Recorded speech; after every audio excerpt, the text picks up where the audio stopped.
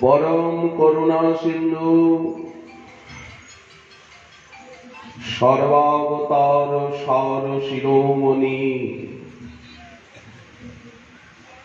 आनंद कंद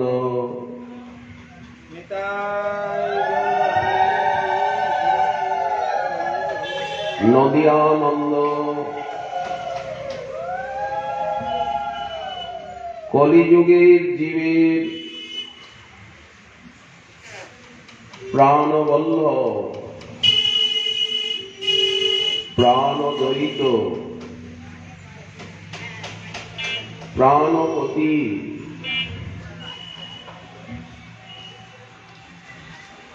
सदोपास्य महामहेश्वरेश्वर नदिया विहारी सचिनंदन श्री श्री गौरांग सुंदरी शुभ 537तम जन्म जयंती तिथि समाराधना समारोह समावेश पक्षकाल होते प्रारंभ হয়েছেন এই শ্রী শ্রী গৌরমণ্ডল ভূমির প্রাণ কেন্দ্র সর্বধাম শিরোমণি পরব্রহ্ম পরপদ ভক্তিব্রজ নবদা ভক্তির মহাপীঠভূমি সংকীর্তন যজ্ঞবেদী যেখানে থেকে সংকীর্তনের প্রচার প্রসার সেই সর্বধাম শিরোমণি নদিয়া ধামে আজ স্থানে স্থানে দিকে দিকে গ্রামান্তে নগরান্তে প্রতি মন্দিরে দেবায়তনে आश्रमे निकेतने साजो साजर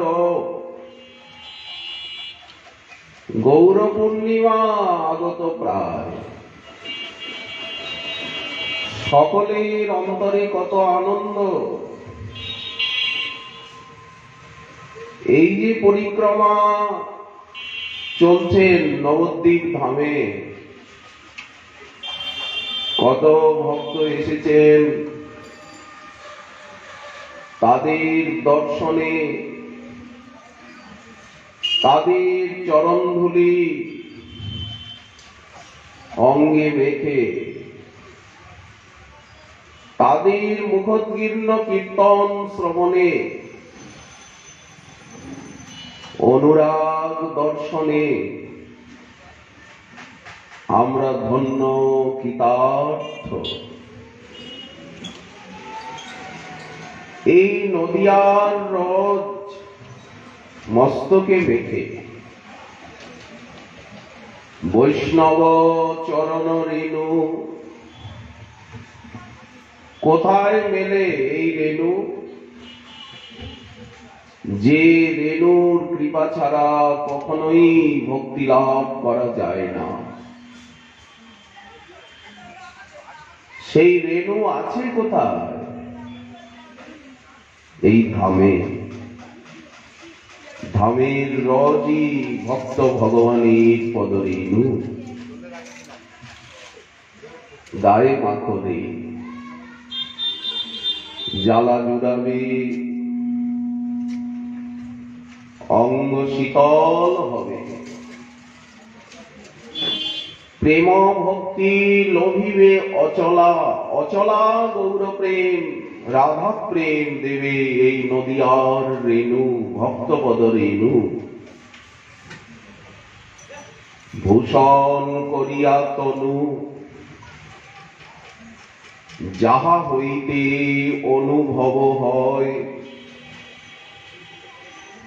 কি করলে অনুভব অনুভূতির রাজ্যে যাওয়া যায়?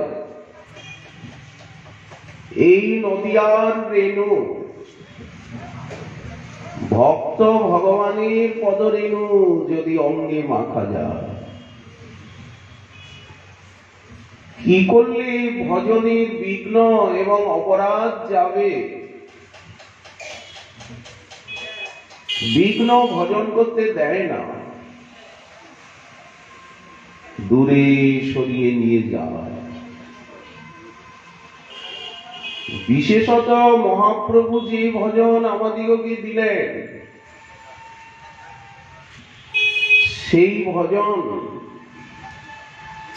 যার উপগোস্বামী পাদ অনর্পিত চরিং শ্লোকে বললেন, সমর্পয়িত উন্নত উজ্জ্বল রসাম, সেই উন্নত উজ্জ্বল রসগর্ভা যার ভিতরে রয়েছে সবচেয়ে শ্রেষ্ঠতম শৃঙ্গার রসময়ী ভক্তি,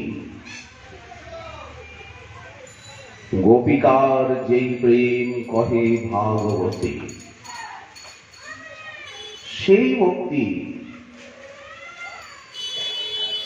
নিগম নিগুড়া, সেই প্রেমই আজ সাধনার বিষয়। যা সাধ্য তাই সাধনা। সাধনায় লাভ হলে সিদ্ধিতেও মিলবে, সিদ্ধিটাই সাধনা। ওই জন্য বলা হয়েছে অপক্কে সাধন রীতি। কাঁচা আম আর পাকা আম কিন্তু আলাদা কি? একটাই তো আম। তেমনি সিদ্ধিতে আমরা যা পাব সেটাই সাধন রূপে আমরা পেয়েছি। সাধনাটাই পেকে গিয়ে সিদ্ধি হয়ে যাচ্ছে, একটা আলাদা নয়। সাধন ভক্তি কম নয়। সাধন পাওয়ার অর্থ প্রেম পাওয়া। প্রেমই তো সাধন, সাধনই তো প্রেম। সাধন ভক্তিতে আবেশের নামই প্রেম, আর বিলম্ব নেই প্রেম প্রাপ্তিতে। সাধনও এখানে, সিদ্ধিও এখানে, এই নবদ্বীপে, এই দেহে। সাধনও সিদ্ধিও প্রাপ্তিও অনুভূতিও সব একাকার। ভাবের গোচর সে। সম্পূর্ণ সাধন রাজ্যটা ভাব গোচর, মানসিক, বাইরে কিছু না। বাইরে কেবল শ্রবণ কীর্তন, অর্চন বন্ধন, নবদা ভক্তির যাজন, ত্যাগ দৈন্য সদাচার আরতি উৎকণ্ঠা বিরহ। কিন্তু আসল যে সাধন রহস্য সেটা ভিতরে অন্তর্জগতে, ওটা চোখে দেখা যায় না। এই মানসিকই ভক্তি স্থূল নয়নে কিছুই দেখা যায় না। ভাবের গোচর সে। ভাবটা তো অন্তর্জগৎ। সাধনে যদি দেখিতে না পাও, সাধন অবস্থাতেই আমি কোথায় যাব, কি পাবো, কি চাই, প্রতিক্ষণ যদি সেটা দেখতে না পাও তুমি, তো মরিলে দেখিবে কে? মৃত্যুর পরে আর কিছু নাই। বেঁচে থাকাই তো প্রকৃত জীবন। সবাই তো বেঁচেই থাকতে চায়, কে মরতে চায়? কি আশ্চর্য, কেউ মরতে চায় কি? মরিতে চাহি না আমি এই শোভন ভুবনে। বললেন, এখন যদি তুমি দেখতে না পাও, তাহলে মরার পরে কিন্তু আর কিছুই দেখতে পাবে না। একটা তমগুণ, অন্ধকারের রাজ্য আসবে সামনে। এখন যদি আলোর রাজ্য না আসে,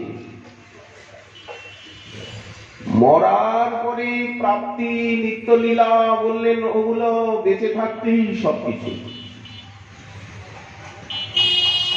যদি বেঁচে থাকতে তুমি সাধন ভক্তি, প্রেম ভক্তির আস্বাদন না পাও, মরার পরে কিন্তু কিছু পাবে না। যতই নিত্যলীলা প্রবিষ্ট লেখা হোক, প্রাপ্তি বলা হোক, সাধনাবস্থায় আস্বাদন না হলে, অনুভূতি না হলে পরে কিছু মেলে না। বেঁচে থাকতেই সবকিছু করতে হয়, পেতে হয়, দেখতে হয়। মরিলে দেখিবে কে? মরার পরে তো জন্ম, কিছুদিন বিদেহ হয়ে ঘোরাঘুরি, তখন তো দেহ থাকবে না, সাধনের সুযোগ থাকবে না, খালি একটা ঘোরাঘুরি, খাওয়া হয়ে, দেহ শূন্য হয়ে, এই একটা মৃত্যুর পরে অবস্থা। যতই আমার জন্য লোকে শ্রাদ্ধ শান্তি করুক, নামযজ্ঞ দিক, সেবা দিক, কিন্তু সাধন অবস্থায় আস্বাদন না করলে, না পেলে, এগুলির দ্বারা বেশি দূর তো এগোনো যাবে না। আমাকে তো অজামিলের মতো, জগাই মাথাইয়ের মতো সাধন করতে হবে।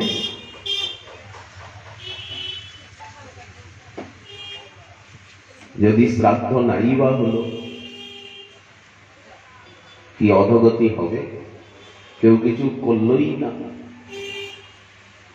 কখনো হবে না।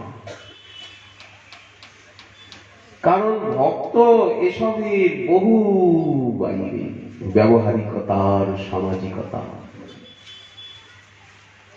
বেদ বিধির। উনি যেখানে দাঁড়িয়ে আছেন, বেদ বিধি অনেক নিচে। সমাজ, জগৎ, ব্যবহারিকতা এখান থেকে বহু দূরে,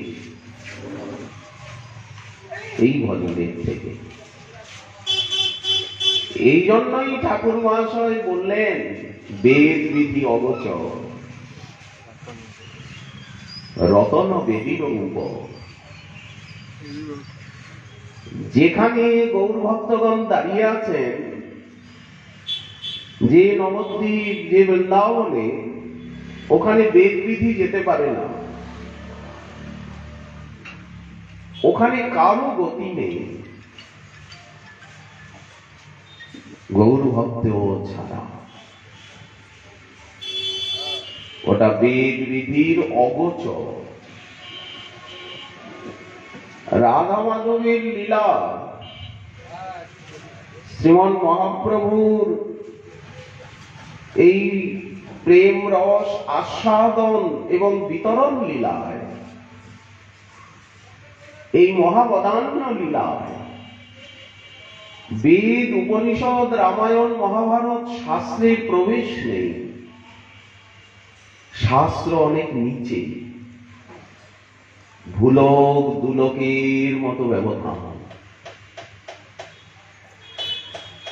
কোথায় ভূতল আর কোথায় গগনতল, কোথায় পৃথিবী কোথায় আকাশ, কতটা ব্যবধান মাঝে।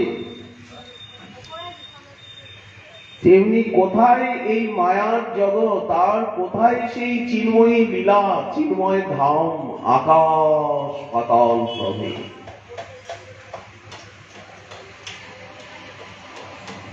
সেই পরব্রহ্মের তুঙ্গ শিখরে বিচরণ করছেন গৌর ভক্তগণ। শ্রুতি শীর্ষে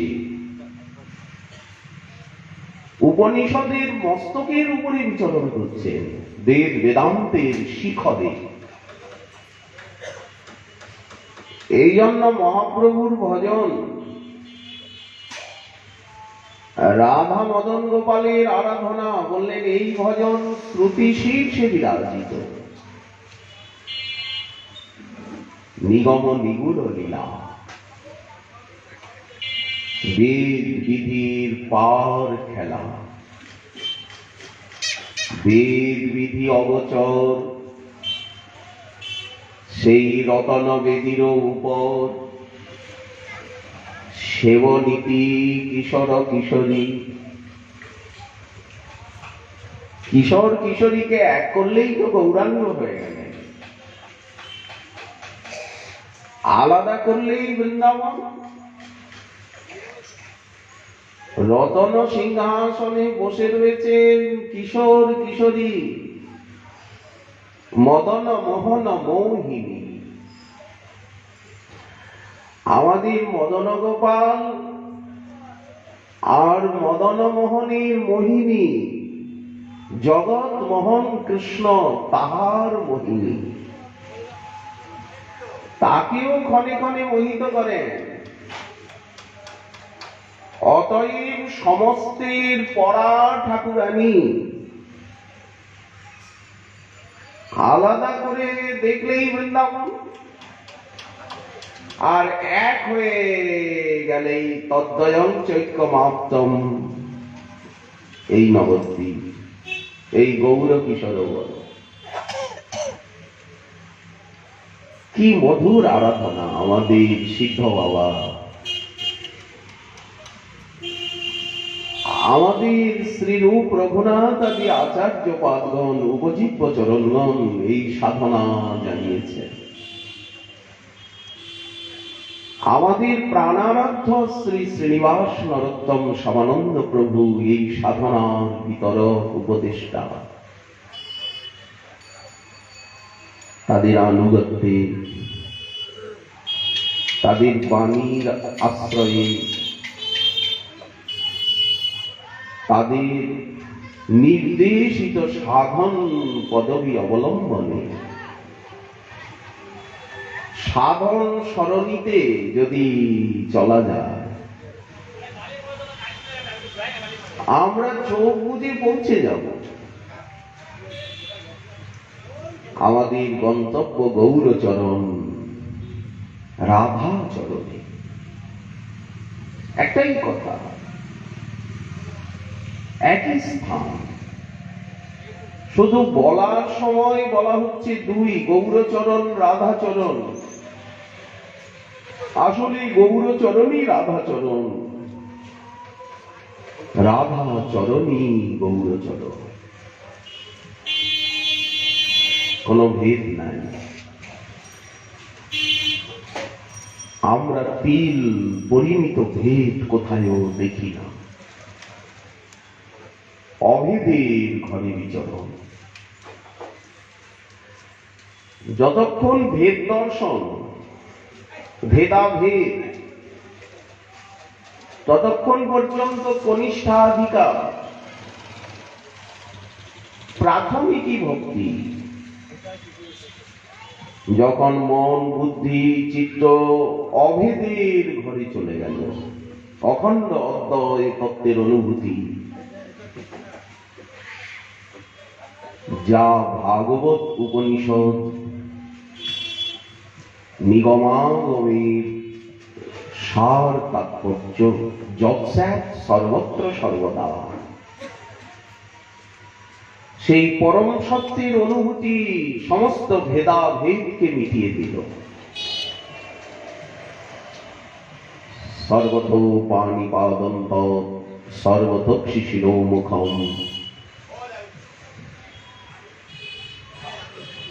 সর্বত্র তারই অনুভূতি। সর্বম আবৃত্ত তিষ্ঠতি, ঈশাবাস্যমিদং সর্বম।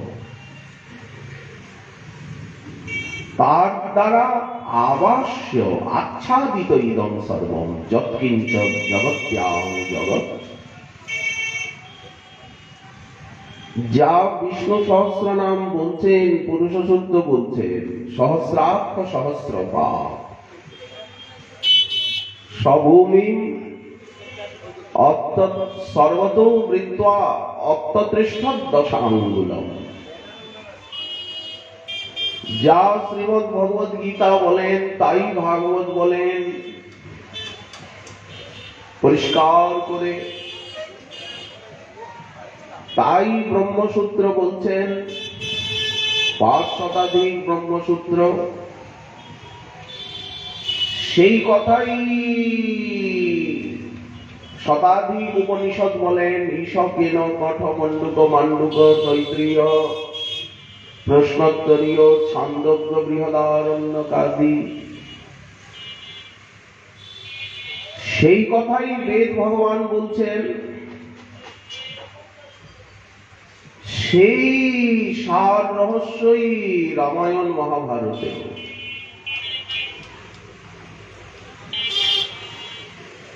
মহাজনীর রচনা সম্ভারে পদপদাবলিতে বাংলা ভাষা, ব্রজপুরীতে সংস্কৃত রচনা, ভারতবর্ষের বিভিন্ন ভাষা, সর্বদেশেই ভক্তের আবির্ভাব হয়েছে। শুধু ভারত বলে নয়, বিশ্বের সমস্ত প্রান্তে ভক্ত মহানুভব জন্ম নিয়েছেন। বিশেষত এই যুগে, এই সময়ে, যার যে মাতৃভাষা, সেই ভাষাই তিনি পরতত্ত্বের সমীক্ষা, তার আস্বাদনী অনুভূতি এবং পরতত্ত্ব সম্মুখের পদ্ধতি, সেখানের থেকে সেই ভাষাই তিনি বর্ণন করেছেন। ঋতুরাজ বসন্তে সব কোকিলিত গায়, চারিদিকে থেকেই তো কোকিলের আওয়াজ আসছে। কলকণ্ঠ বিহঙ্গম কুলের কলকাকলি, শুধু এক কোকিলই কি গায়? এক আম্র কানন হতেই কি ধ্বনি আসে? না দিকে দিকে একই সুর বাজে। কোকিলা আসিয়া করুক গান, ভ্রমরা ধরুক তাহার তান, গগনে উদয় হউক চন্দ্র, মলয় পবন বহুক মন্দ। এই বিশেষ কলিযুগ, এই যুগেই ভক্তির আবির্ভাব। কিরকম ভক্তি বললেন? পূর্ণাঙ্গ ভক্তি, আংশিক নয়। সত্য ত্রেতা দাপর তখনও ভক্তি ছিল, হরিনাম ছিলেন, সাধনা ছিল। কিন্তু পূর্ণাঙ্গ নয়। পূর্ণিমা ছাড়া আকাশে যেমন পূর্ণ চন্দ্রের উদয় হয় না, তৃতীয়া চতুর্থীতেও চাঁদ থাকে, কিন্তু সে যেমন খণ্ডিত চন্দ্র, ষোলকলায় পরিপূর্ণ নয়,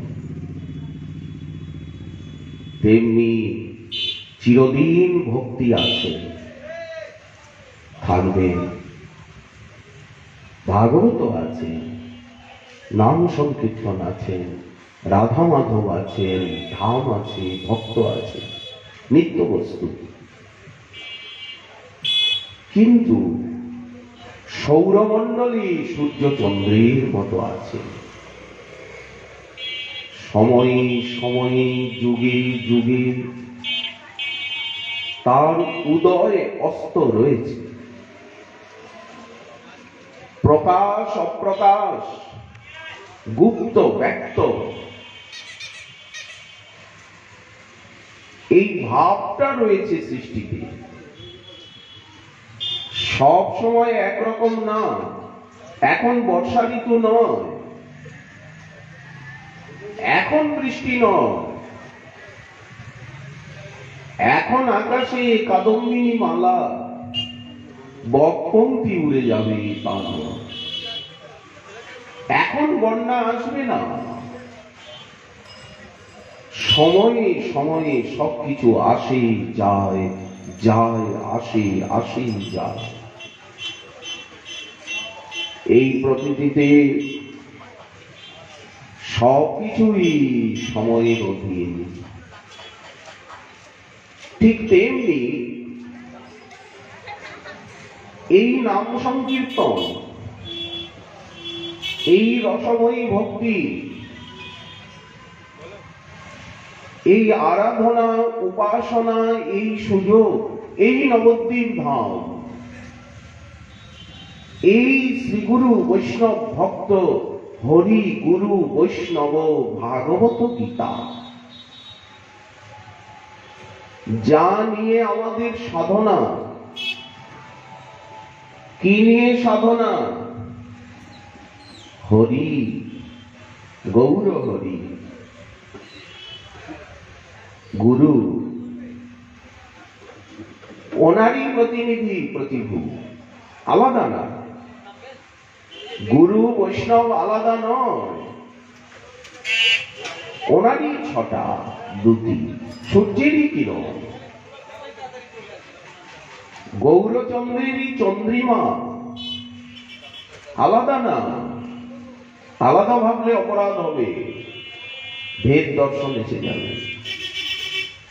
তত্ত্ব কিন্তু অখণ্ড অদ্বয়, একম এব অদ্বিতীয়ম।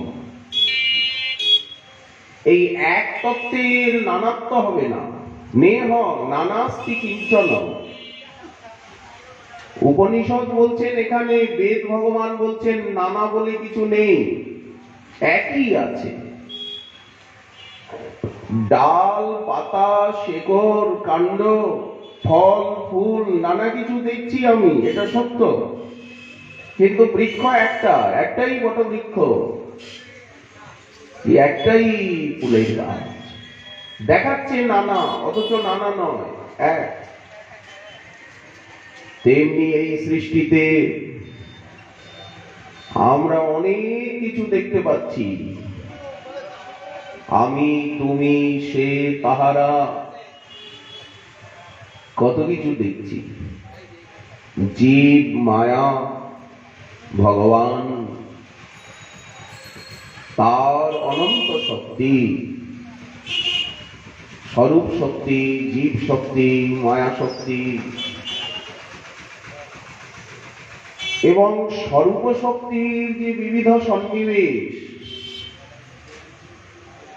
সম্বিত সন্দিনী লাদিনী, লাদিনীর অনন্ত পরিণতি, শ্রীভূ লীলা, কত কিছু দেখছি। পরস্য শক্তির বিবিধৈব সুয়তে, জ্ঞান বল ক্রিয়া চেতি, এই নানাত্বের ভ্রমে পড়ে গেছি।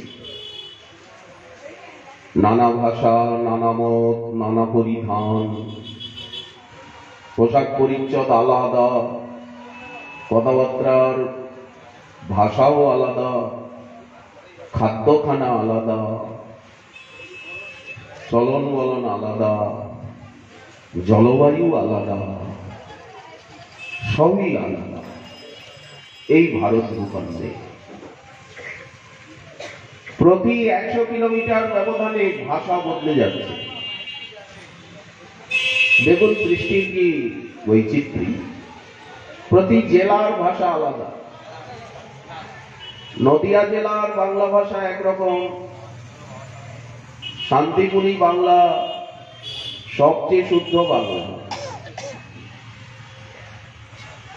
প্রতি 100 কিলোমিটার ব্যবধানে বাংলা ভাষাটাই বদলে যাচ্ছে, হিন্দি ভাষা বদলে যাচ্ছে, সব ভাষাই বদলে যাচ্ছে। খাদ্যও বদলে যাচ্ছে। ওখানে মোটা রুটি, এখানে কোমল অন্ন, জলবায়ু কোমল, কথাবার্তাও কোমল। কিন্তু পশ্চিম দেশ চড়া দেশ, কথাও চড়া চড়া, শক্ত কথা, কথায় কথায় গালি, গালিটাই বুলি, বদলে যাচ্ছে সবকিছু।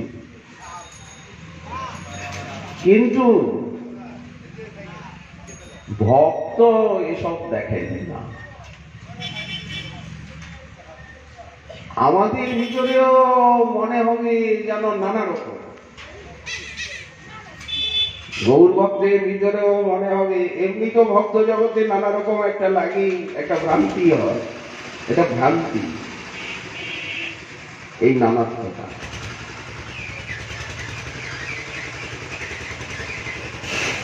নারায়ণের ভক্ত, রাম ভক্ত, উনি রাম রাম করছেন, উনি কৃষ্ণ কৃষ্ণ করছেন, উনি রাধে রাধে বলছেন, উনি গৌর গৌর বলছেন, এই নিয়ে ঠেলাঠেলি দলাদলি বলে না। না, এই জগৎটা ঠেলাঠেলি নয়। যতক্ষণ ঠেলাঠেলি দলাদলি ততক্ষণ কনিষ্ঠ শ্রেণীর ভক্ত, প্রাইমারি স্কুলের ভক্ত, অস্থির ভক্ত, অপরাধী ভক্ত, অমার্জিত ভক্ত। ওই জন্যই তো বলা হচ্ছে সাধু সঙ্গ, যারা ভেদাভেদের বাইরে আকাশে বিচরণ করছেন। পাখি যতক্ষণ গাছের ডালে বসে থাকে ততক্ষণ সে ভেদাভেদে থাকে, কিন্তু যখন আকাশে ওড়ে, আমরা যখন বিমানে মেঘের উপরে চলে যাই, তখন সবই তো সমান সাদা দেখায়। দিনের বেলা তো কিছু দেখাই যায় না, সূর্যের আলোকের দাপটে সাদা। এই তারাই হচ্ছেন সাধু, সত্যকে অনুভব করেছেন, সত্যদ্রষ্টা, সত্যের সমীক্ষক। তদ্বিষ্ণু পরমং পদম। যাদের জীবনে গীতা, ভাগবত, রামায়ণ, মহাভারত, সমগ্র আর্ষ শাস্ত্র, আগম নিগম, আমাদের সম্প্রদায়ের গৌরীয় গৌরব গ্রন্থ গুচ্ছ, গ্রন্থ সম্ভার,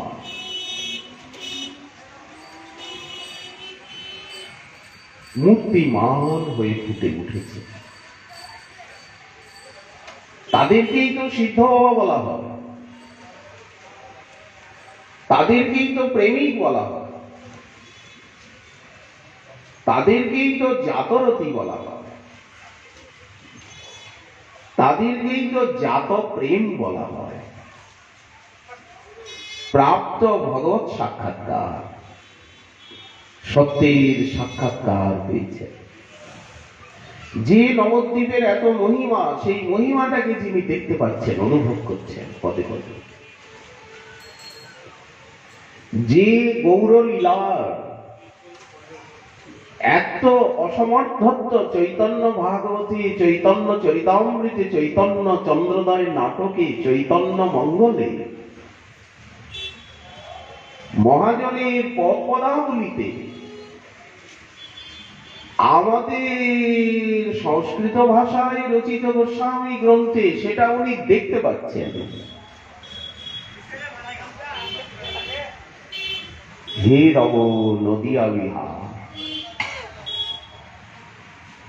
নবদ্বীপ লীলাকে দেখতে পাচ্ছেন, নীলাচল লীলাকে দেখতে পাচ্ছেন,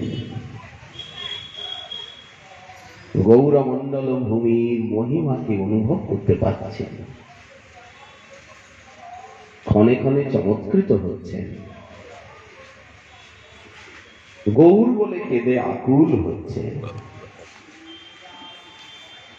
মহাপ্রভুর সেই সংকীর্তন বিনোদন লীলা, সংকীর্তন মহারাসোৎসব, হরে কৃষ্ণ মহামন্ত্রীর ঝঙ্কার, বৃন্দাবনের মহারাসস্থলীতে তাকে নিয়ে যাচ্ছে। এই গঙ্গা পুলিনে হরে কৃষ্ণ মহামন্ত্রের নির্ঘোষ উদ্ঘোষ, সেই গীত গীতান শ্রী বৃন্দাবনের যমুনার তটস্থিত মহারাসস্থলীতে মহারাসলীলাকে দেখিয়ে দিচ্ছে। এখানে সংকীর্তন হচ্ছে, উনি গঙ্গা পুলিনে মহাপ্রভুর সেই নৈশ কীর্তন শোভাকে অনুভব করছেন। মধুর মধুর গৌর কিশোর, মধুর মধুর নাম দেখতে পাচ্ছেন মানস নেত্রে। মধুর মধুর সব সহচর আজ মধুর মধুর হাট, রসের হাট বসেছে নবদ্বীপে, বাইরেও ভিতরেও। ভিতরটা দেখা যাচ্ছে না, কিন্তু বাইরে তো আমরা দেখতে পাচ্ছি কত ভক্ত এসেছেন, কত পরিক্রমা, কত হরিকথা, কত নাম সংকীর্তন। এটাই তো সিদ্ধি, সাধনাটাই তো সিদ্ধি। বিশ্বাস হলেই তো হয়ে গেল যে সিদ্ধিটাই তো পেয়ে গেছি, সাধন অবস্থায় সিদ্ধিটাই তো আমরা পেয়ে গেছি। তা না হলে কেন বলা হচ্ছে গোলকের প্রেমধন হরিনাম সংকীর্তন? হেন সংকীর্তন রসে ত্রিভুবন মাতল, গৌরলীলারূপী অক্ষয় সরোবরে সংকীর্তন কমলবন ফুটেছে, আর একদিকে ভক্তি সিদ্ধান্ত রূপী কুমুদ কুসুম বিকশিত। এইদিকে কুমুদ বন, এইদিকে কমল বন। ভক্ত ভ্রমর তারা গুনগুন রবে ছুটল রে, সংকীর্তন কমলের গন্ধ পেয়ে। তারা নদিয়ায়, নীলাচলে, বৃন্দাবনে, শ্রী গৌরমণ্ডলে, ক্ষেত্রমণ্ডলে, ব্রজমণ্ডলে, তারা কি মালিহাটিতে, কি ময়না ডালে, তারা গুনগুন রবে ছুটল রে। কি রাত দেশে, কি শ্রীখণ্ডে, কি বারেন্দ্র ভূমিতে, তারা গুনগুন রবে ছুটল রে, সংকীর্তন কমলের গন্ধ পেয়ে। এই তো প্রেম, সংকীর্তনই তো প্রেম, ধামেশ্বরই তো প্রেম। মুরারি গুপ্ত তার চর্চায় ধামেশ্বর মহাপ্রভুর কথা বলছেন এসো সাক্ষাৎ কৃষ্ণ। ইনি সাক্ষাৎ শ্রীকৃষ্ণ, রসরাজ, মহাভাব কর্তৃক সমালিঙ্গিত রসরাজ, মহাভাব কর্তৃক সমালিঙ্গিত রক্ষিত মাখা, মহাভাবে মাখা রসরাজ।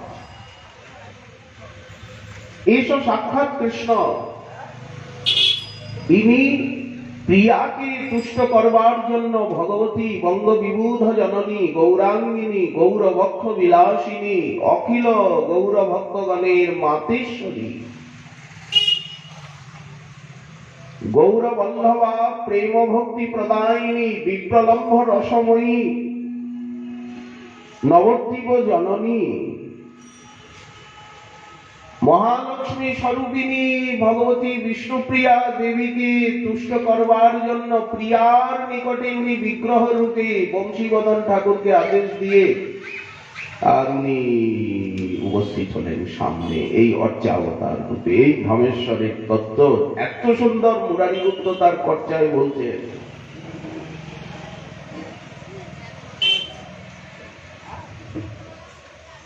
সাক্ষাৎকার দিয়েছে, এই তো প্রেম, তাকে দেখাই তো প্রেম, এই কথাগুলোকে বিশ্বাস করাই তো প্রেম। মহাজন যা বলেছেন যদি মর্মে মর্মে বিশ্বাস হয়ে গেল তো প্রেম পেয়েই গেলাম, বিলম্ব কই, শতপত্র ভেদ নেয়। 100টা কমলের পাপড়ি নিয়ে আর বড় একটা লম্বা সুর যদি বিদ্ধ করা হলো, এপার ওপার হয়ে গেল নিমিষে, প্রত্যেকটা পাপড়িতে ছিদ্র হয়েছে। এটা এত তাড়াতাড়ি হয়েছে বুদ্ধির বাইরে। তেমনি মার্জন হয় ভজন। এই জন্যই তো শ্রবণ কীর্তন, গ্রন্থানুশীলন, ঘটিটাকে মাজা, তামার ঘটি নাই রূপারই হল,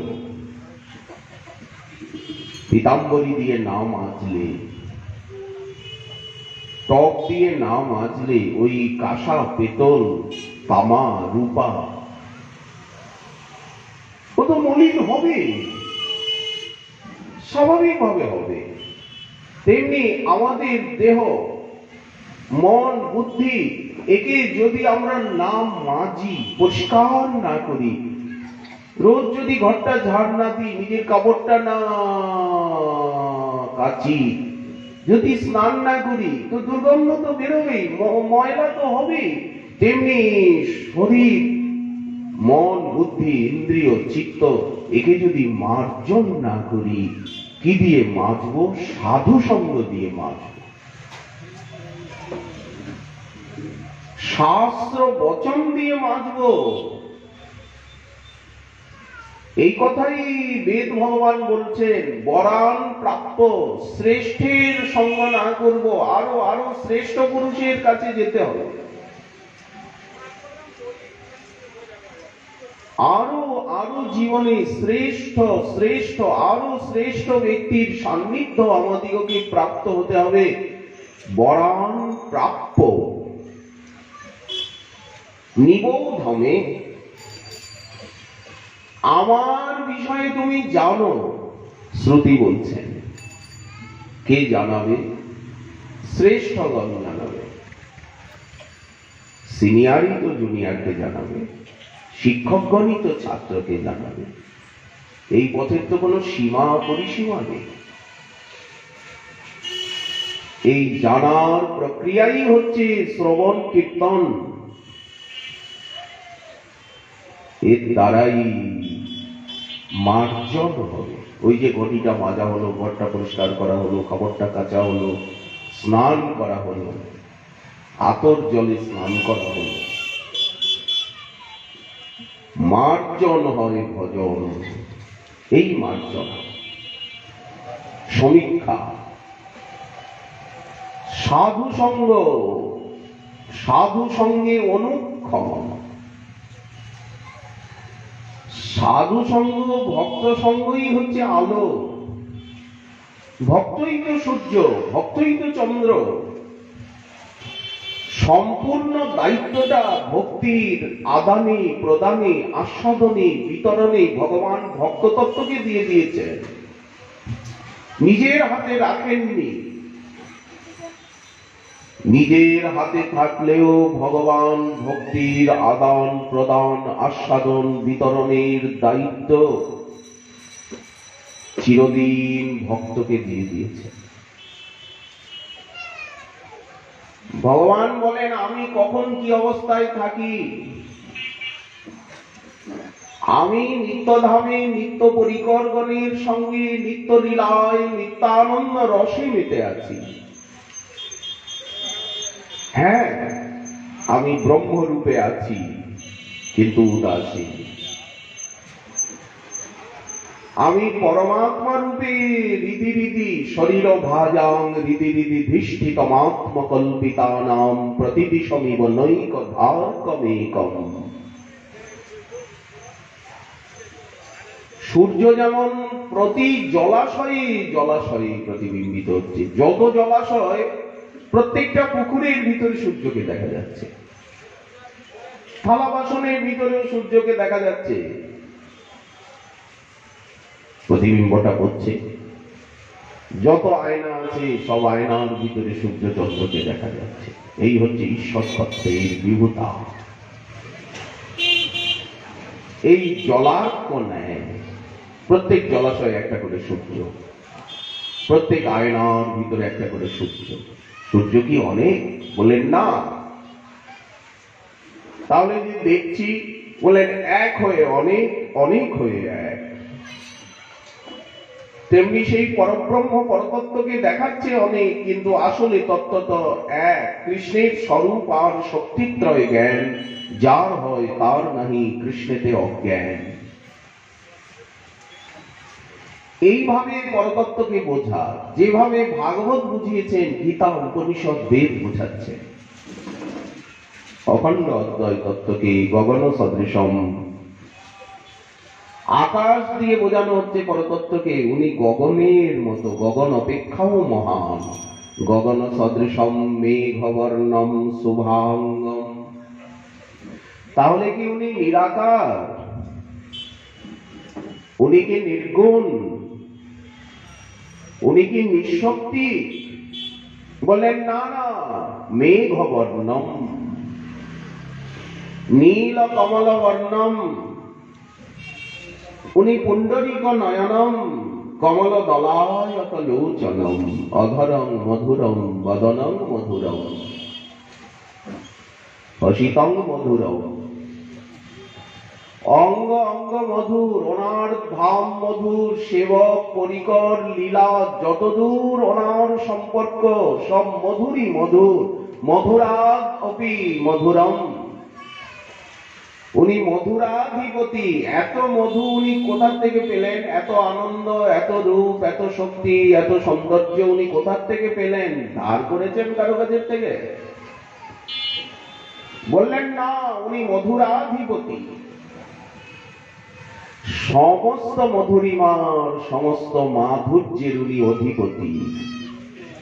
অখিলং মধুরম,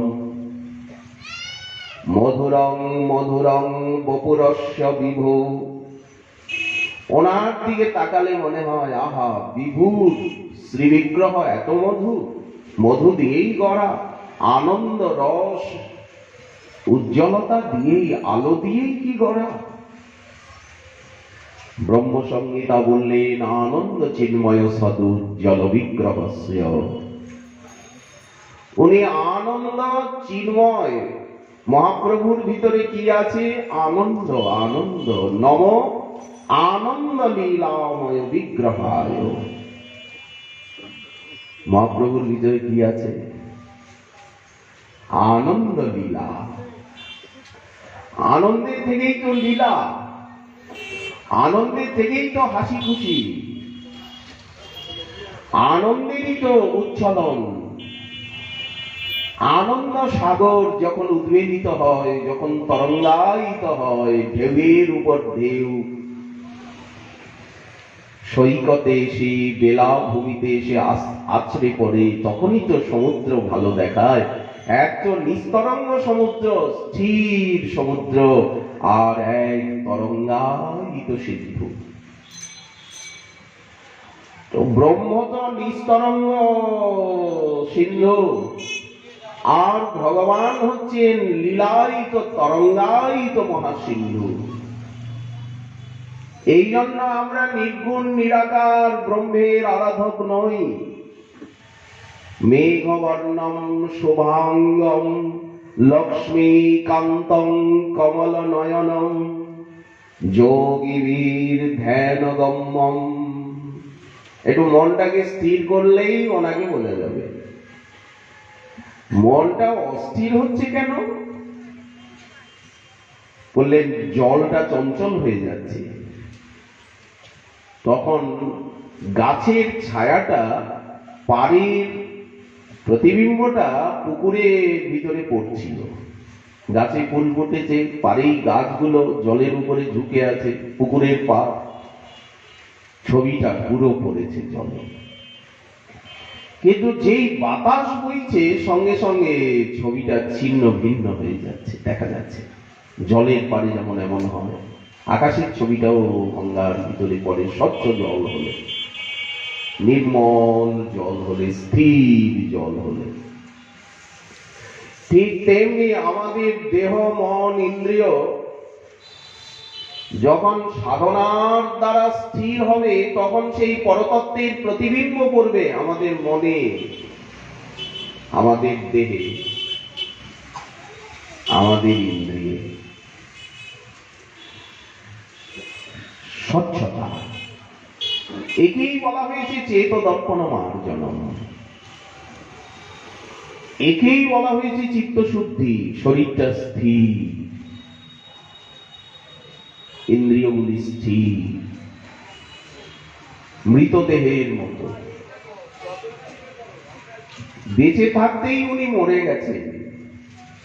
লোকটা চলে বেড়াচ্ছে, কথা বলছে, খাচ্ছে, ঘুমোচ্ছে, কি করে উনি মৃতদেহ হলেন? বললেন অন্তর্জগতে ডুবে গিয়ে বাইরের শরীরকে উনি ক্ষণে ক্ষণে ভুলে যাচ্ছে। চোখ খুললে দেহটা আছে, চোখ বন্ধ করলে আর উনি দেহটাকে খুঁজে পাচ্ছেন না, জগৎকে খুঁজে পাচ্ছেন না। দৃষ্টির থেকে সৃষ্টি আসছে, কিরকম একটা অবস্থা লাভ হয়। চোখ খুললে জগৎ, চোখ খুললে শরীরটা আছে, কিন্তু থেকেও নেই।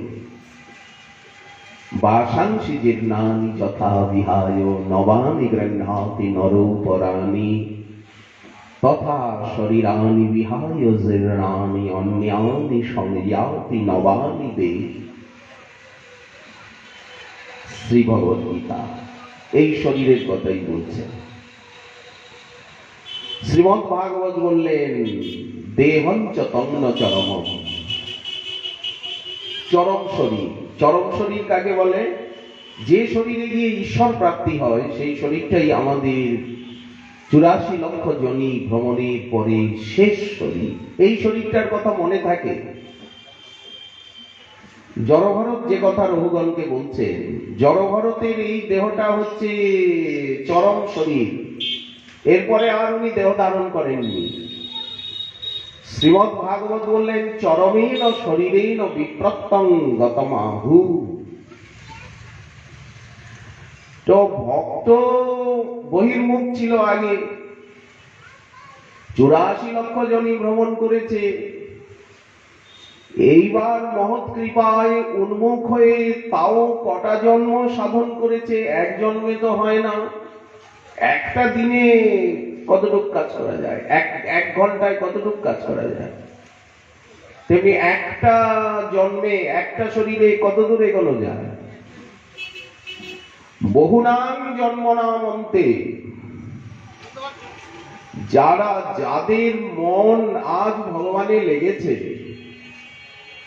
একদিনে লাগে, এক বছরে লাগে, এক মাসে লাগে, এক জন্মেও লাগে। ভগবান নিজে বলছেন বহু নাম জন্ম নাম অন্তে। অনেক জন্ম চোখের জল ফেলেছেন, অনেক চেষ্টা করেছেন, অনেক সাধন করেছেন জন্ম জন্ম,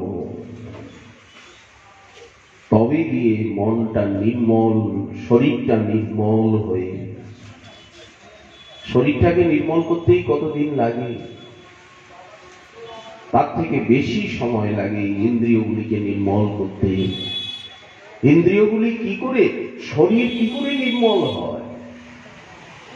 আহার শুদ্ধি, ব্যবহার শুদ্ধি, পোশাক পরিচ্ছদের শুদ্ধি, স্থান শুদ্ধি, এর দ্বারা শরীরটা পিউরিফাই হয়ে যায়। এখন যদি আমি অমেধ্য গ্রহণ করি, আমিষ ভক্ষণ করি, তো আমার শরীরটা অশুদ্ধ হয়ে যাবে। ওই অশুদ্ধ শরীরে, অশুদ্ধ আহারে কখনোই কৃষ্ণ নাম, কৃষ্ণ কথা, কৃষ্ণ চিন্তন, ঐশ্বরিক চেতনা স্থান পাবে না। রজগুণ তমগুণ যেমন যেমন আহার করব, যেমন যেমন পোশাক পরিচ্ছদ করব, যেমন বেশভূষা ধারণ করব, শরীরের উপরে তার একটা প্রভাব পড়বে। যেমন ব্যক্তির সংস্পর্শে যাব, এখনই অস্থান কুস্থানে যাই তো সমস্ত জ্ঞান বুদ্ধি লোপ হয়ে যাবে। যেখানে কলির স্থান, যেখানে প্রাণী হিংসা, যেখানে নিন্দা চর্চা, যেখানে তাস পাশা, দাবা, জুয়া, যেখানে অবৈধ দেহ সম্পর্ক,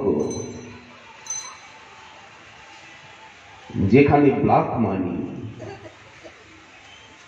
বিপরীত অর্থ, যেখানে পান, মাদক দ্রব্য প্রয়োগ, সেই সব স্থানে যদি যাই, যে স্থানগুলি কলির বা কলহের স্থান, ওইগুলি যদি জীবনে থাকে, তাহলে সেই দেহ ভগবত আরাধনা, ভগবত অনুভূতি, জ্ঞান বিজ্ঞানের অযোগ্য হয়ে যাবে। ওই জন্যই পূর্ব যুগে দেখুন আরণ্যক সভ্যতায়, নগর সভ্যতা, নাগর সভ্যতা আর আরণ্যক জীবন, বৃহদারণ্যক উপনিষদ, বেদেরও একটা অংশের নাম হচ্ছে আরণ্যক। বেদ কয় ভাগে বিভক্ত, তার ভিতরে অন্তিম অংশ হচ্ছে আরণ্যক। নির্জনে যেভাবে ভগবানের মন লাগে, ওই নিদয়ায়, ওই মাঠঘাটে গিয়ে, ওই নিদয়া ঘাটে গিয়ে, ওইখানে নির্জনে বসে যেভাবে গঙ্গার তীরে মন লাগবে, ওই কলা বাগানে, সেটা কি শহরের মধ্যে বসে লাগবে? লাগবে, যার লেগেছে তার লাগবে, কিন্তু যে নবীন তার লাগবে। যার মনটা নির্মল, সে হচ্ছে নাটশালার, রেলওয়ে স্টেশনের কবুতর, পায়রার মতো। রেলওয়ে স্টেশনে দেখুন পায়রাগুলো রাত্রিবাস করছে, তলা দিয়ে কত ট্রেন যাচ্ছে, কত যাত্রী, কত লাইট আলো, কিন্তু ওদের কোনো জ্ঞান নেই। ওরা ওইখানেই জন্মেছে, ওইখানেই আছে, ওইখানেই ঘুমোচ্ছে। ওই হাইওয়ে, ওই ফ্লাইওয়েতেই পায়রাগুলো, পাখিগুলো আনন্দে ওরা ঘুমাচ্ছে। নিচে কি হচ্ছে, এত আলো, বলেন ওদেরকে তো প্রকৃতি পরিচালনা করছে না, ওরা প্রকৃতির দ্বারা পরিচালিত। কিন্তু মানবকে তো স্বতন্ত্রতা দেওয়া হয়েছে, অন্যান্য পশু পক্ষী বৃক্ষ কাউকে স্বতন্ত্রতা দেওয়া হয়নি। প্রকৃতি ওদেরকে নিজের হাতের মুঠোর ভিতরে রেখেছে, মানবকে স্বতন্ত্রতা দিয়েছে। এই জন্য মানব প্রকৃতিকে উল্লঙ্ঘন করতে পারে, সারাদিন ঘুমিয়ে রাত্রে জাগতে পারে, নিশাচর হতে পারে, কিন্তু অন্যান্য পশু পক্ষীকে প্রকৃতি যে নিয়মে বেঁধে দিয়েছে সেই নিয়মের বাইরে তারা যেতে পারে না। এখন পাখিগুলি ডাকাডাকি কখনো করবে না, এখন ওরা ঘুমাবেই, আপনি হাজার আলোবাতি জ্বালান। এই হচ্ছে প্রকৃতির নিয়ম। মানবী নিয়মকে উল্লঙ্ঘন করে, বৃক্ষলতা পশু পক্ষী তারা প্রকৃতির নিয়মকে উল্লঙ্ঘন করতে পারেই না, সে ক্ষমতা তাদের নেই। এই স্বতন্ত্রতাই মানবের পতনের কারণ। ঈশ্বর দত্ত এই যে অনুস্বতন্ত্রতা, ঈশ্বর আমাকে যে স্বতন্ত্রতা দিয়েছেন, আমি যা ইচ্ছা তাই করতে পারি, যেদিকে ইচ্ছা তা যেতে পারি, যা ইচ্ছা তাই খেতে পারি, যা ইচ্ছা তাই বলতে পারি, এই হচ্ছে আমার পতনের কারণ।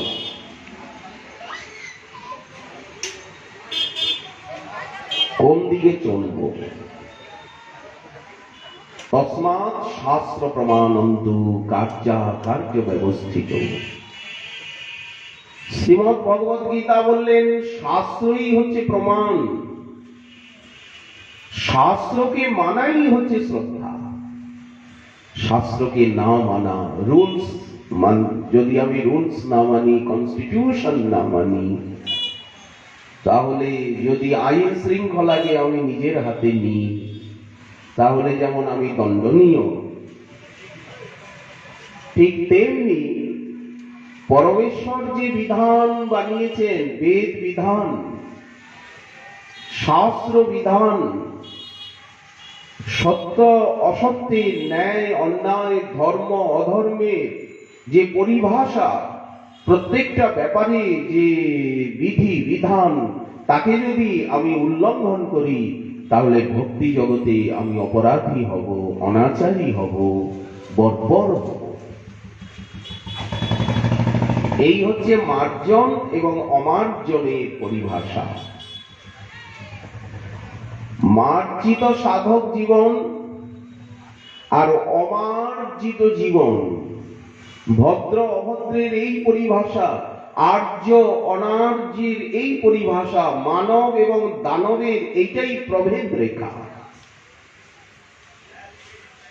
বাকি কোনো প্রভেদ নেই।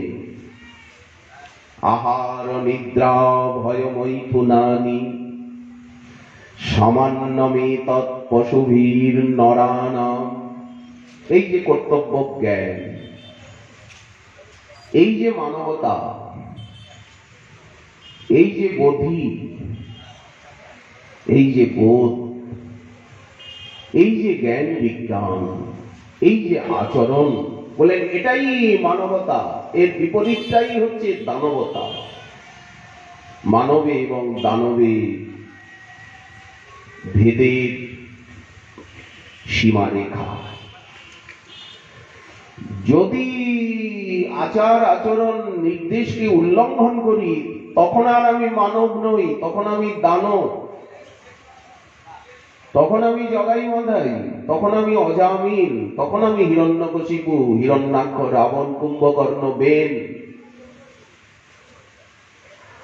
আর যদি শাস্ত্র আজ্ঞাকে পালন করি, সঙ্গে সঙ্গে বিপরীত ওই দিকে চলে যাচ্ছে, লঙ্ঘন করলেই এই দিকে চলে আসছে। এই জন্য শুদ্ধ ভক্ত কখনোই শাস্ত্র বিরুদ্ধ কাজ করেন না, কায় মনোবচনে। এটাই শুদ্ধ ভক্তের পরিভাষা। শুদ্ধ ভক্ত চেনবার এইটাই উপায় যে উনি নিজ জীবনে শাস্ত্র বিধিকে অক্ষরে অক্ষরে পালন করে আনন্দ পান। কি দরকার 50 বার হাত ধোয়ার? কানে হাত দিয়েছেন, নাকে হাত দিয়েছেন, হাতটা ধুতে হবে কেন?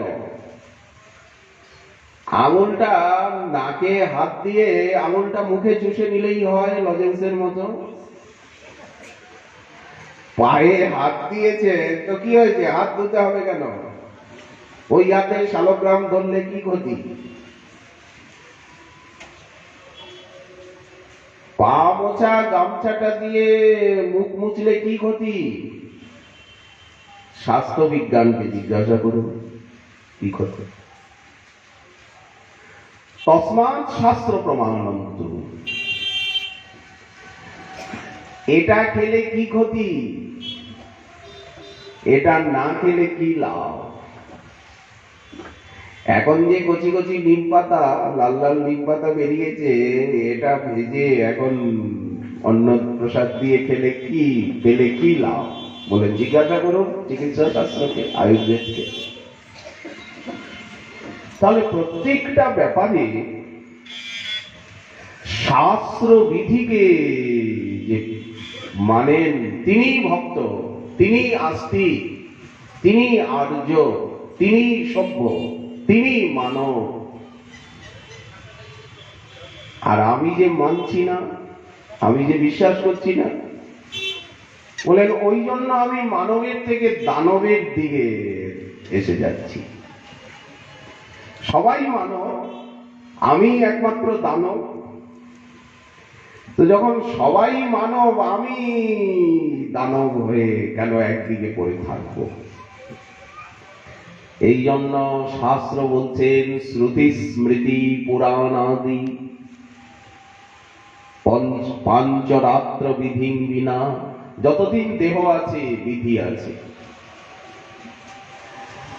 যখন দেহটা ভুল হয়ে গেল, দেহের কথা মনে থাকছে না, দেহ হারিয়ে যাচ্ছে, বিদেহ হয়ে গেলেন উনি, দেহাতীত ভাগবত পরমহংস, দেহের বাইরে গেলে তাকে পরমহংস বলা হয়। হংস, প্রথমে হংস হতে হয়, আগে হাঁস হতে হয়, পাখি হতে হয়। ভাগবতে ভ্রমর গীতিতে রাধারানী বললেন আগে পাখি হতে হয়। কত সুন্দর কথা। শ্লোকটি হচ্ছে রাধারানী যে আমাদেরকে বলছেন যে পাখি হতে হবে, সেই শ্লোকটি হচ্ছে পাখির জীবন যেমন নির্মল নিরুদ্বেগ জীবন। পাখিরা কাউকে কষ্ট দেয় না, প্রকৃতির শোভা আনন্দই দেয়। হনুমানের মতো নয়, বানরের মতো নয় পাখিরা। এই জন্য যেখানে হনুমান বানর, তখন ওদেরকে দেখে পাখিগুলো, ময়ূরগুলো পালিয়ে যায় ভয়ে। এত চঞ্চল না বানরগুলো, এত চঞ্চল, যেখানে বানর থাকে সেখানে ময়ূর বলে দেখ এগুলোর এই হতচ্ছাড়া, এই নচ্ছাড় গুলোর এখানে যেতে আছে। ওগুলো ওরা লাফঝাপ দেয়, এত চঞ্চল, আর ওরা খুব ধীর স্থির শান্ত। অত তাড়াতাড়ি ওরা কিছু করতে পারে না, দৌড়াতে পারে না। পাখাগুলো বড়, এই জন্য বানর গুলোকে ময়ূররা পছন্দ করে না,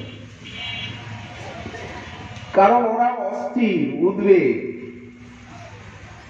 আর এরা স্থির নিরুদ্বেগ। তেমনি পাশবিক জীবন, পশু জীবন অস্থির জীবন। তো রাধারানী বললেন আগে পাখি হতে হবে। কি করে পাখি হব?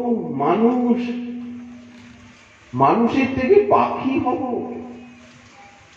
বললেন এই হরিকথামৃত, হরিলীলামৃত যদি এক বিন্দু জীবনে পান হয়, যদনুচরিত লীলা, উনি যা করেন, রাধারানী বিরোহিনী, উনি ভ্রমরকে বলছেন ওরে ভ্রমর, ও যা করে, একটা পাহাড় হাতে তুলে দাঁড়িয়ে গেল, লোকে বলল গোবর্ধন ধারণ লীলা। মানুষগুলো কিরকম খেপা, ও যা করে তাই নাকি লীলা হয়ে যায়। স্নান করতে নেমেছে, কাপড় চোপড় গুলো সেই ভোরবেলা ও এসে সকলের কাপড় চোপড় গুলো কদম গাছের মাথায় নিয়ে, আর ও মজা করছে, লোকে বলল বস্ত্রহরণ লীলা। যা করে তাই নাকি লীলা।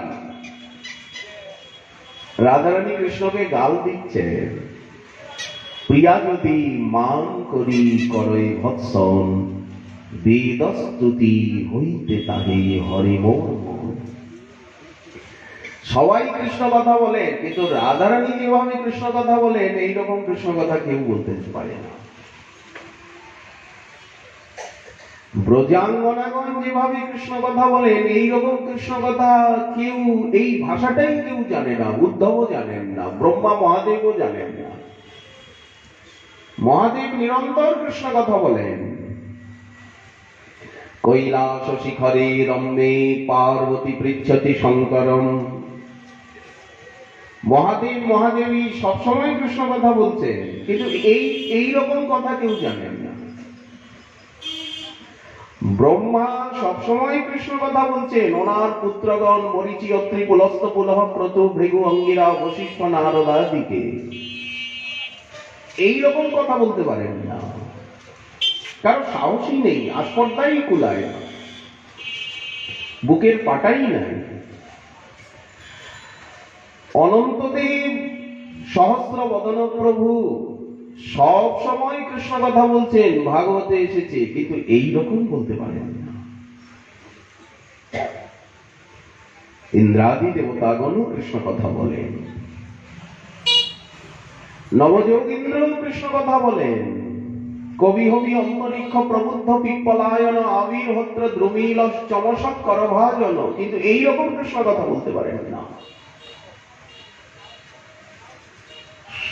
ব্যাসদেব কৃষ্ণ কথা বলেন, সুখদেবও বলেন, সবাই কৃষ্ণ কথা বলেন, সবাই কম বেশি জানেন এই সৃষ্টিতে, কেউ অজ্ঞ না, সকলে বিজ্ঞ।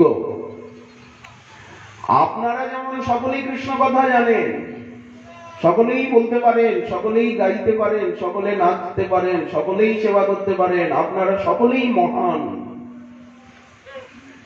মহান না হলে কেউ নদিয়াবাসী হয়? পরম মহান না হলে কি কেউ গৌর ভক্ত হয়, রাধারানীর ভক্ত হয়? কেউ গৌর কথা শোনে, রাধারানীর কথা শোনে? কেন শুনবে? কেন গৌর কথা শুনবে?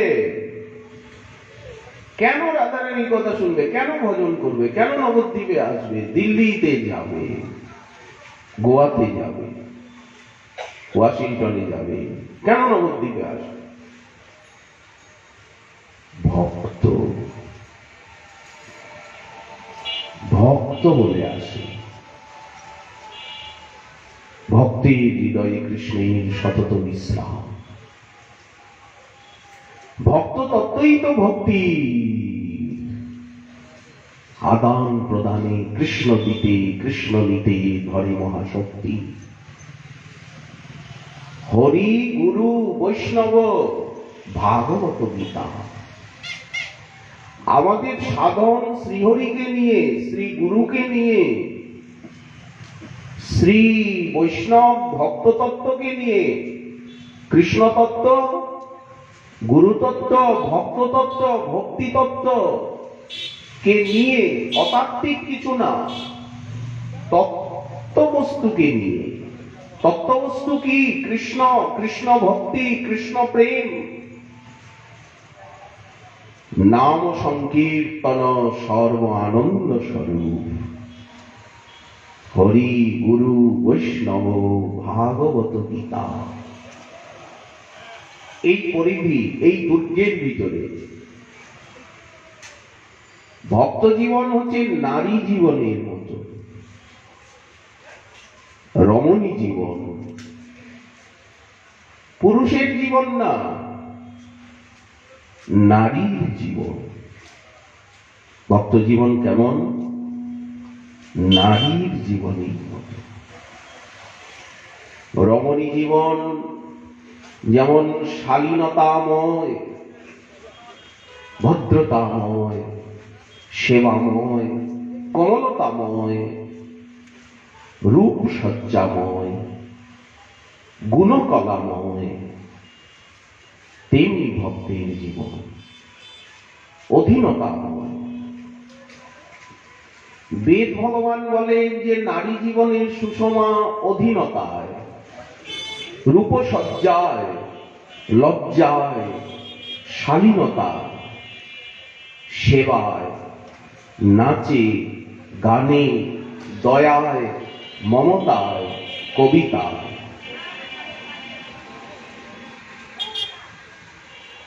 কুলে, শিলে, স্বভাবে, স্নিগ্ধতায়, পতিপরায়ণতা, পাতিব্রত্যে নারী জীবন বিকশিত। এই বিশেষণগুলি শ্রীমদ্ ভাগবত ভক্তে দিয়ে দিচ্ছেন।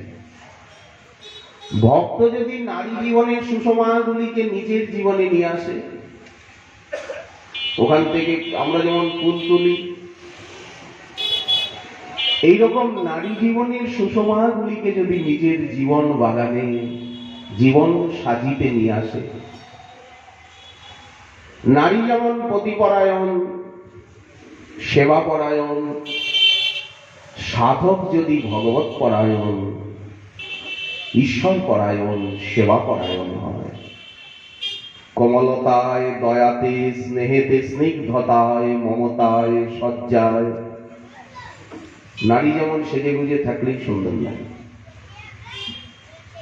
অলঙ্কার আভূষণে মণ্ডিত হলে লজ্জা রমণীনাং ভূষণম, তেমনি ভক্তানাং ভূষণম, নারীগণের লজ্জা ভূষণের মতো নারী যদি কাপড় চোপড় ফেলে দেয়, নারী যদি অলঙ্কার আভূষণ শালীনতাকে ফেলে দেয় রাস্তায়, তাহলে লোকে পাগল বলবে, খেপি বলবে। ভক্ত তেমনি দয়া, মায়া, স্নেহ, মমতা, স্নিগ্ধতা, সেবা, সুচরিতা, কোমলতা, দৈন্য, তারা দৈন্য ভূষণে বিভূষিত। তারা আপনারে অযোগ্য মানে, হয়ে সর্বগুণে গুণী, তারা সদাই আপনারে অভাবী মানে। সব সময় ভক্ত মনে করছেন আমার তো কিছু হয়নি, আমি তো কিছু পেলাম না, আমি তো কিছুই শিখতে পারিনি, কিছুই জানতে পারিনি, আমার তো ভজন সাধন কিছুই হলো না, পাইয়া বঞ্চিত কৃষ্ণ দাসে, পেয়েও আমি বঞ্চিত হলাম। সংকীর্তন কমলবন ফুটল বটে, কিন্তু আমার মন মধুকর তো মাতল না, বিষয় কেতকী ফুলে মজে রইল। ভক্ত সবসময় হায় হায় করছেন, কি মোর কর্ম অতি মন্দ, ব্রজে রাধা কৃষ্ণ পদ, আমি না সেবিনু তিল আধ, না বুঝিনু রাগের সম্বন্ধ। দিব্য চিন্তামণি ধাম বৃন্দাবন যার নাম, হেনস্থানে বসতি না হইল। সবসময় কেউ বলেনি কোন মহাজনের পদে পাবেন না, রচনায় পাওয়া যাবে না যে আমার হয়েছে, আমি কিছু পেয়েছি, এ কথা কেউ স্বীকার করেনি।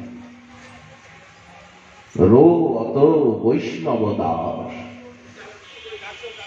বৈষ্ণব দাস কাদি বলে, কি হবে আমার গতি, সো চরণাম বুঝে রতি নাহি হইল।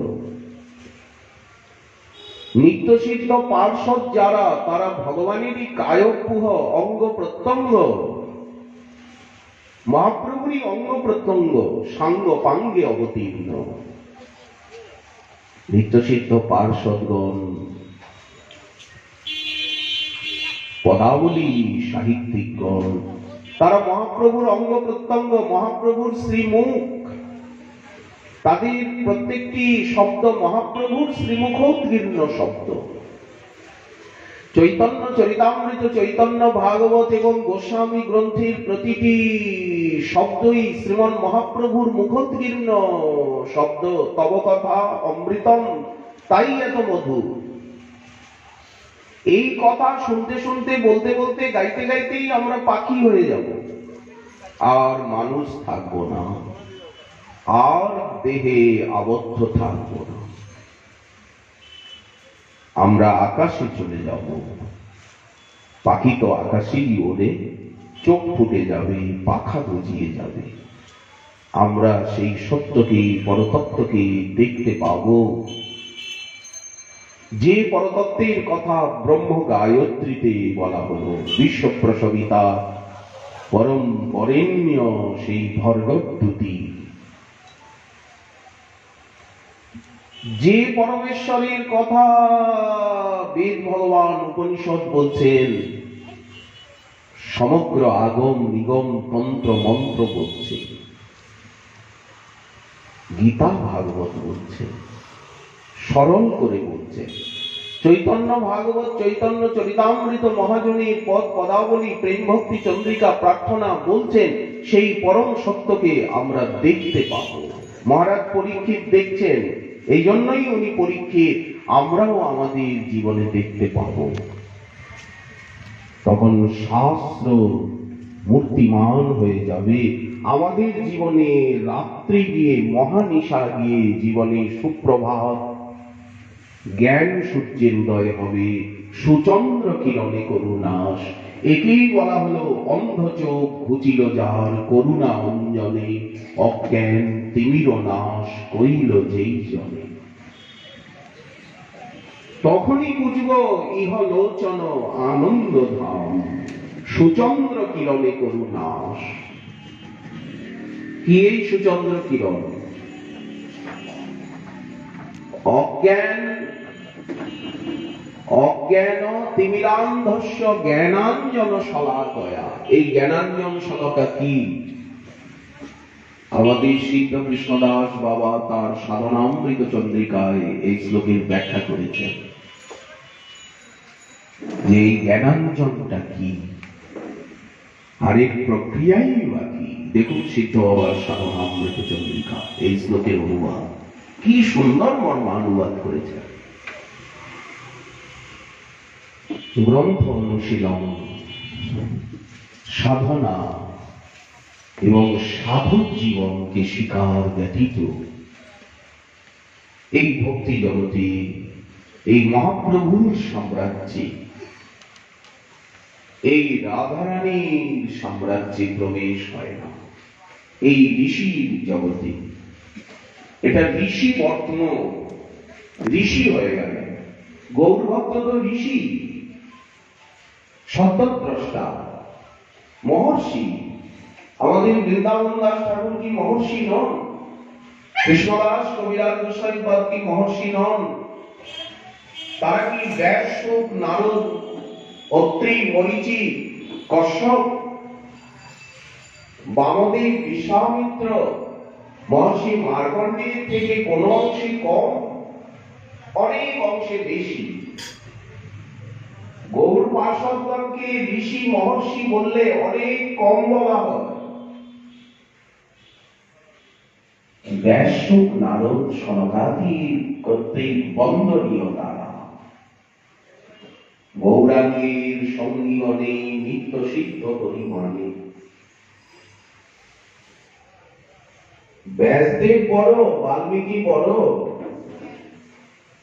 সনক সনন্দন সনাতন সনত কুমার দেবর্ষি নারদ ভগবত অবতার হয়েও বড় কি আমাদের রূপ সনাতন রঘুনাথ বড়? আমাদের শ্রীনিবাস নরোত্তম সদানন্দ বড়? নাকি বিশ্বনাথ চক্রবর্তী পাদ বলদেব বিদ্যাভূষণ আমাদের সিদ্ধ বাবাগণ বড়? এই প্রশ্নের উত্তর কে দেবে? আর এই প্রশ্নটা এনেই বা কে অপরাধীর সৃষ্টি করবে? কিন্তু যদি আমরা আরাধনার দিকে দৃষ্টি দিই, যদি গৌরলীলা এবং রাধারানীর লীলার দিকে দৃষ্টি দিই, যদি বৃন্দাবন মহিমামৃতম এবং চৈতন্য চন্দ্রামৃতম চৈতন্য চরিতামৃতের দিকে দৃষ্টি দিই, চৈতন্য ভাগবতের দিকে দৃষ্টি দিই, ওই দৃষ্টি বলে দেবে কে বড়, কে আগে, কে কোথায়, কে কেমন, কার কি, কে কি জাতীয়। ঠাকুর মহাশয় কারো নাম নিলেন না, দরকার নেই, শুধু এতটুকু বলে দিলেন গৌরাঙ্গের সঙ্গীগণে নিত্য সিদ্ধ করি মানে। যদি মানতে পারি, সকলে কি মানতে পারবেন? মানাটা সকলের পক্ষে সম্ভব নয়। যদি পারি সঙ্গে সঙ্গে রাধারানীর হয়ে যাব, সঙ্গে সঙ্গে রাধারানীকে পেয়ে যাব। গৌরাঙ্গীর সঙ্গীগণে নিত্য সিদ্ধ করি মানে সে যায় ব্রজেন্দ্র সুতপাস। মানলেই পেয়ে যাব। নবদ্বীপ যে ভৌম গোলক, নবদ্বীপ গোলক ধাম, গোলক বললে কম বলা হবে, নবদ্বীপ বৃন্দাবন ধাম। সেই বৃন্দাবন এবে নদিয়া। এই গঙ্গার ভিতরেই যমুনার শোভা ফুটে উঠছে, এই গঙ্গার ভিতরেই যমুনা খেলা করছে। সুরধ্বনি তীরবন মনে করি বৃন্দাবন, গদা ধরে রঙ্গে পরে ঢলিয়া। দেখো তো ঝুলত গৌরচন্দ্র অপরূপ দ্বিজমনিয়া। এই হচ্ছে আমাদের লীলা চিন্তন।